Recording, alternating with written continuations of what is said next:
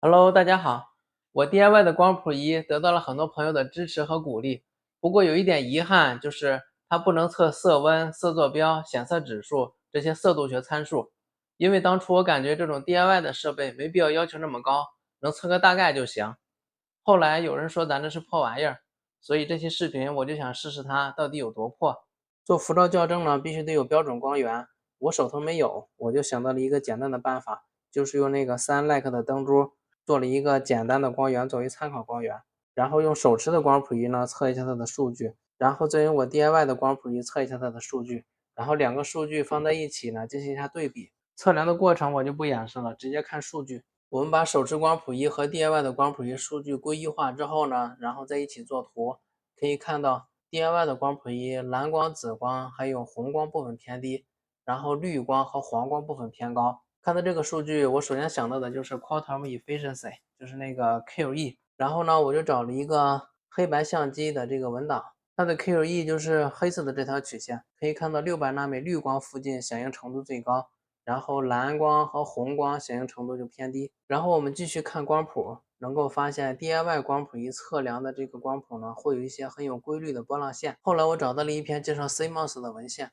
红色的线就是 QE 曲线，同样可以发现这样有规律的波浪线，是由于标准距效应引起的 Eastern Effect。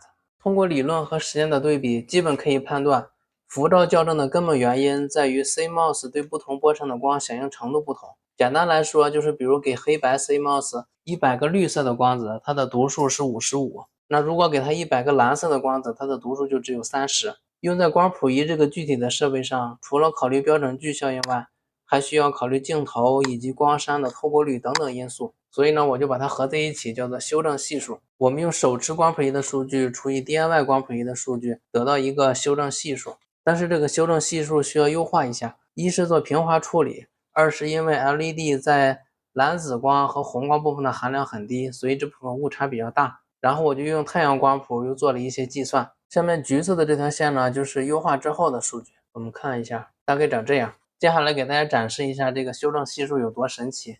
我们测量卤素灯的光谱，现在把电源开开，然后把光谱仪打开，调整好曝光，不久吧，竟然是一条很平滑的线，只是红色的地方稍微有一点点凸起，整体的趋势是很平滑的。上期视频我讲到过卤素灯的情况，竟然在这里给解决了。神奇的地方在于，我最初确实是用卤素灯作为参考光源的，但得到的修正系数很差劲，所以我才用了3Like 的灯珠做参考光源。结果修正后的系数用在卤素灯上效果还挺好。背景噪音的测量就比较简单了。我们用几层这个黑色的胶带把这个狭缝盖住就行，然后分别测试不同曝光条件下的光谱数据。比如我们调整曝光，每个曝光都测一下，过程我就不演示了，直接看数据。我们把这些不同曝光时间的数据混合到一起，然后做图，可以看到-1曝光的时候，红光部分噪音比较高，这倒也正常，因为红光波长比较长，所以穿透能力比较强。其他曝光时间最高的读数都不会超过2.2，所以我们就把2.2作为背景噪音。接下来的事情就是把这些修正系数和背景噪音添加到程序中。看到代码大家先不要慌啊，其实写点普通的代码并不需要多高的天赋。我之所以讲这个代码，是希望各位，如果您是学生或者老师或者工程师，可以通过编程实现自己的一些想法。如果您是家长，除了用光谱仪给孩子选一盏好灯，没准还能通过光谱仪，通过编程给他们打开一个新世界的大门，这会是一件很酷的事。代码的核心地方在 Model Spectrometer 这个文档里面，我把波长和对应的修正系数做成了一个字典，这样只需要知道波长，然后乘以对应的修正系数就行。然后接着往下走啊，在463行这个地方就是一些其他的修正系数，比如低于380纳米的时候统一乘以一个修正系数，然后高于780纳米的时候再乘以一个修正系数，然后是一个背景噪音。然后接着往下走呢，就是一些波长的判断，比如小于380纳米的时候呢，就乘以那个统一的修正系数。在380到780之间呢，就是根据字典查询对应的波长，然后乘以对应的修正系数。大于780纳米的时候，就再乘以一个那个统一的修正系数。这就是主要核心的地方。以上这一顿操作猛如虎，下面就来看看效果怎么样吧。我就找了一个台灯，测试的时候把光谱仪直接放在台灯下面就行。我这个光谱仪测出线这个小细节，不知道大家 get 到没有？获得了很多朋友的好评。测量的时候啊，大家注意让光谱峰值的高度大约占到显示区域的60%-70%就行。比如现在这个情况，峰值已经明显过曝了，这时候呢，我们就调整一下曝光。正常使用的时候啊，这个橘色的选择框是必须要覆盖在光谱上的，但有些情况下比较特殊，比如现在这个情况，当我把曝光调整到-6的时候呢，它的峰值就有点高；当我把曝光调到-7的时候呢，它的峰值就有低一些。那这个时候呢，我们可以把曝光调到-6，然后呢，挪动这个选择框，橘色的选择框，让它半覆盖在光谱上，它的峰值就会低一些。我们让这个峰值达到整个显示区域的60%-70%就可以了。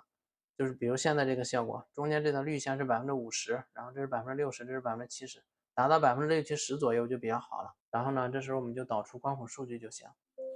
这段时间我找了一个计算色温和显脂的文档，是老外开源的，我就把这个文档主要的部分翻译了一下。使用方式呢，就是在这个表格里面有一个数据输入，输入我的光谱数据就行。这里有使用说明，就是删除 A、B 两列用 Delete 键，然后它会提示你是不是要删除，你就点是就行了。然后呢，把 A1 设为活动单元格，然后有一个数据。获取数据，导入数据，点下一步，选中我们刚才保存的文档，然后打开，直接下一步，然后下一步，下一步完成。然后呢，它就会自动计算了啊。然后色温、显脂还有光谱，我们对比一下，手持的测出来色温是3811，显脂是93。然后我这个数据呢是3817，显脂94，显脂21到25都能计算出来啊，数据很相近，光谱也很接近。接下来我对这一个表格做一点点说明，让大家明白这些参数都是怎么计算出来的。很多设备虽然给了我们一堆结果，却从来不告诉我们背后的原理。第一个 sheet 就是对整个文档做的一些说明，还有版权声明。大家需要注意一点的是，波长是5纳米间隔。首先是因为1纳米间隔和5纳米间隔算出的结果区别不大，再有就是国标中好多参数都是5纳米间隔的。第二个表格就是数据的导入，我说一下具体的公式，很多学生或者老师可能会用到。输入数据的话，按照这个说明就行，删掉 A、B 两列，用 Delete 键，然后选中 A1 设为活动单元格，然后导入光谱数据就一直下一步就行。C 列是波长取整。用的函数是 round 这个函数，因为我这个光谱导出的数据大概是0.5纳米的间隔，所以取整之后呢，会有好多波长是重复的，比如这个是重复的，309也是重复的。然后呢，为了获得5纳米间隔的数据呢，我们用了一个 average if 这个函数，把有重复的这些数值取一个平均值。第三个 sheet 呢，就是计算色温呐、色坐标呀什么的。这里比较重要的一个函数就是这个颜色匹配函数，看到这个 x bar、y bar、z bar 这些，我给大家做一下图。就明白这些参数是啥意思了，其实就是蓝、绿、红3基色嘛。最后一个表呢是计算显脂的，我们经常说的21到215就是一堆标准颜色，比如21就是浅灰红色，大家常看的是29就是浓红色。我们一步一步看这些 2A 是怎么得到的。先看这个 2A 是取了一个平均值 H6 到 H13， 然后 H6 我们看 H6 是啥， H6 是跟 F6 有关， F6 呢是一个德特 E，这个 F6 又跟谁有关呢？在这个第8个表里面的 AC8， 我们再找这个第8个表里面的 AC8， 我们看一下 AC8 跟谁有关系， AC8 跟 AA8 有关系，我们就来找一下 AA8 在这里， AA8 又跟谁有关系呢？它又跟 I8、W8 什么 K8、Y8 有关系。那我们就找一下 I8 是在这里， I8 是在这里，然后看一下 I8 又跟谁有关系呢？ I8 又跟K8 有关系，我们再来找一下 K8、C8，C8 在这儿，然后呢我们再来看一下 C8 跟谁有关系，我们看一下 K8 跟谁有关系， K8 跟 E8 有关系， E8 又跟 C8 有关系， C8 又跟 CA7 有关系，在7表里面的 CA7，7表里面的 CA7 又跟谁有关系呢？又跟 BV7 有关系，找 BV7 在这儿， BV7 又是谁？又跟 X91 有关系，再找一下 X91 又跟 X89 有关系， X89 是这儿， X89 又跟 X7 有关系， X7 在这儿， X7 又跟谁有关系呢？ B7 我们知道了， B7 就是那个刚才输入的光谱，这个380就是输入的光谱。D7 呢 ，D7 是颜色匹配函数，就是刚才我做的那3条曲线。然后 H7 呢，这就讲到核心了。H7 就是 CIE 规定的15个标准样品，然后它们的反射率。这一堆数字呢，大家可能没有啥概念，然后我也是同样做一下图。这个孟塞尔测试颜色的光谱反射率，也是规定的一些数值啊，我们把它一起做一下图看一下。就是这样一堆曲线，其实这堆曲线呢，就是刚才我们看的国标里面这些，就是显色指数、标准样品、这个可见光、光谱反射比，就是色块1到8，然后下面是色块9到15，就是这些。我们只看这个29吧，29比较明显一点，而且大家好像对29关注比较多。看是啥呀？29，因为它衡量的是浓红色的这个还原程度嘛，所以它主要是体现的红色。你看它在红色部分的加权值是最高的。因为它反射红色嘛，所以它就呈现的红色，然后呢它就是反映的红色的指标，刚才讲了很多理论知识，可能一点也没有听懂，但并不影响使用。接下来我完整演示一下测量的过程。就以普瑞的灯珠为例，第一步呢就是打开光源，然后光谱仪呢对准光源，你调到-2，然后移动一下橘色的选择框，让它覆盖在光谱上，然后等光谱稳定之后，导出光谱数据，然后呢打开我刚才那个计算表格，在这里面数据1里面数据输入，然后按照这个表格的提示把 A、B 两列删除掉。然后呢，第一 A1 设为活动单元格，然后获取数据，导入数据，下一步应该是003，打开，下一步直接完成，这就测完了，光谱已经出来了，然后色温、显脂都自动测好了，就这么快，连1分钟都用不了。就是您可以不理解我刚才说的一堆东西，但是并不影响您很快的测出光谱来。然后因为普瑞灯珠有2种嘛，它有2个色温，然后呢，我就会分别测试一下，黄色的，还有一个全光谱的。然后测量的过程我就不演示了啊。DIY 光谱仪测的数据和手持光谱仪测的数据做一下对比，然后我们一起在那个表里面算一下。这里我把手持光谱仪还有 DIY 光谱仪测量的数据，以5纳米间隔汇总到一起，然后我们分别计算一下。首先是 DIY 光谱仪白色的这个光谱，然后我们直接到这个程序里面计算一下，然后直接看这里吧，色温是4691，显脂是93，我们把它记录一下。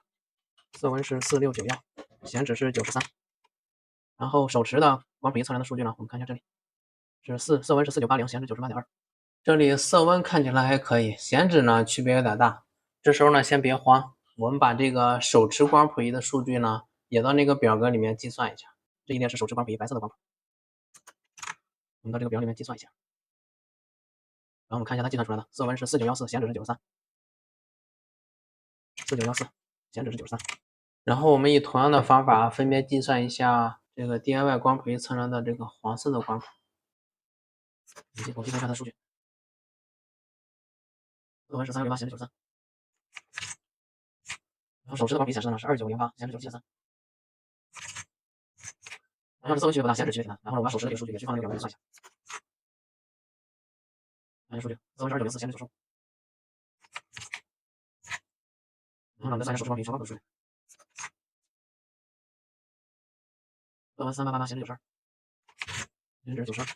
然后手持光谱仪呢显示的是3860，显脂975，显脂975。然后我们再计算一下手持光谱仪的这个数据，3842，显脂92。下面我们把这些数据都汇总到一起看一下啊。色温呢区别不是很大，显脂区别很大，主要是手持光谱仪它自己显示出来的显脂和我们通过这个标准的文档计算出来的显脂呢区别很大。这个文档里面的算法绝对是国标规定的标准算法，同样的光谱数据，设备自己算出来的和用标准算法算出来的区别很大，该信哪个呢？只能说显脂这个参数大家作为参考就行。这里我只是想让大家知道，显脂并不神秘，不用迷信显脂。我并不是说显脂不重要，我想表达的意思是大家要学会看光谱，显脂只是反映光谱的一个数据而已。比如我再找2个极端的例子，比如大家看这个光谱，连续谱线，黑体辐射，一看就是卤素灯的光谱，显脂绝对100。然后再看这个光谱，光谱均匀，有很多吸收线，一看就是太阳光谱，显脂多少？94.7。大家说哪个光谱好？哪个卖灯的敢说自己的光谱比太阳光谱好？他们永远都在说自己的光谱有多么像太阳光谱，所以还是要学会看光谱。咱们玩光谱仪不就是为了看光谱吗？那接下来我们怎么判断一个光谱好不好呢？以我的观察和总结，只要光谱能达到以下3点，那基本就是主流宣传的全光谱。第一是光谱的蓝、绿、红这些主体部分均匀浑厚，没有明显的凹坑。第二点就是红光的峰值大概在630纳米附近，而且这个峰会一直延续到760纳米以上。为什么会有这个特征呢？因为增加适量的红光能显著提高显色指数，也就是说为了获得高显脂，商家一定会想办法提高红光的含量。而这种专门发红光的荧光粉，它的峰值正好就在630纳米附近。第三点是蓝光的相对强度与红光相差不多，或者是比红光低一些。比如我们看一下普瑞这个灯珠，蓝、绿、红都比较均匀浑厚，没有明显的凹坑。然后呢，630纳米有一个峰，这个峰呢会延续到760纳米以上。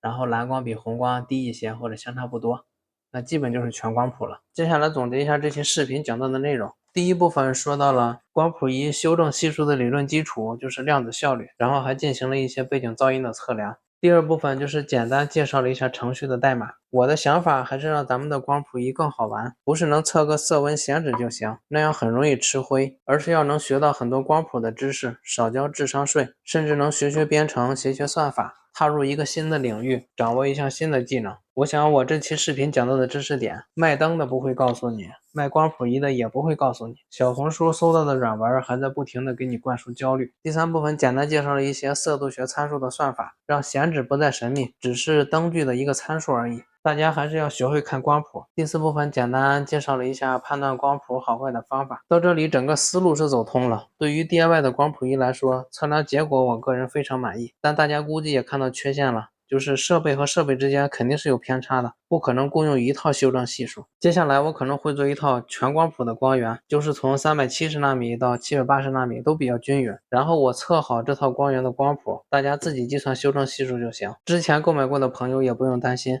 如果没啥意外的话，会以极低的成本价补发。好了，各位，这期视频就先到这里，下期再弄点好玩的，再见啦！